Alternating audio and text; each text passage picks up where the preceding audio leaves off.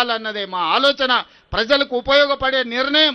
కొంతమంది వ్యక్తులు కడుపు మంటతో మమ్మల్ని వ్యతిరేకించిన, మమ్మల్ని దూషించిన నేను పట్టించుకోదలుచుకోలేదు.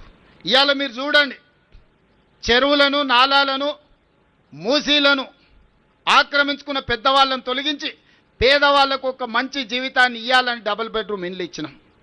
ఇవాళ మూసీలో ఉన్న వాళ్ళని ప్రక్షాళన చేయడం ద్వారా ఇవాళ మన నగరానికి ఒక గొప్ప వరం. నేను ప్రపంచ దేశాలన్నీ తిరిగి చూసి వచ్చిన. న్యూయార్క్, న్యూజెర్సీ మధ్యలో హడ్సన్ రివర్ కావచ్చు, లేకపోతే లండన్లో థేమ్ రివర్ కావచ్చు, లేకపోతే సియోల్ నగరంలో ఉన్న రివర్ కావచ్చు, నిన్నగాక మన జపాన్లో నేను చూసి వచ్చిన రివర్ కావచ్చు, దుబాయ్లో కావచ్చు. వాళ్ళందరూ కూడా అంతెందుకు ఇక్కడ నమో గంగే, లేకపోతే సబర్మతి రివర్ గుజరాత్లో ఈరోజు బీజేపీ వాళ్ళు యమునా నదిని పునరుద్ధరిస్తాం ఢిల్లీలో అంటారు.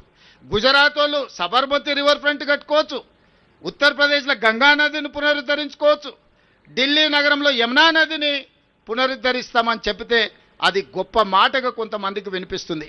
మరి మూసీ నదిని పునరుద్ధరించుకుంటే వచ్చే ఇబ్బంది ఏందని నేను అడుగుతున్నా. గొప్పగా మనం బతకాల్సిన అవసరం లేదా? ప్రపంచానికి మూసీ ఆనాడు 100 సంవత్సరాల క్రితం అద్భుతంగా మూసీని సుందరీకరించాడు నిజాం నవాబు. ఈరోజు మూసీ నది పరివాహక ప్రాంతంలో నిర్మించిన గొప్ప కట్టడాలను చూడండి, ఆ బ్రిడ్జ్లను చూడండి, ఆ నిర్మాణాల సంపద చూడండి.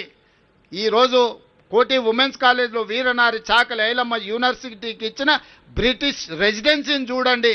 ఒక గొప్ప మన సంస్కృతిని మనకు అందించిన వీటన్నిటిని పునరుద్ధరించుకోవాల్సిన బాధ్యత మన మీద లేదా? మనం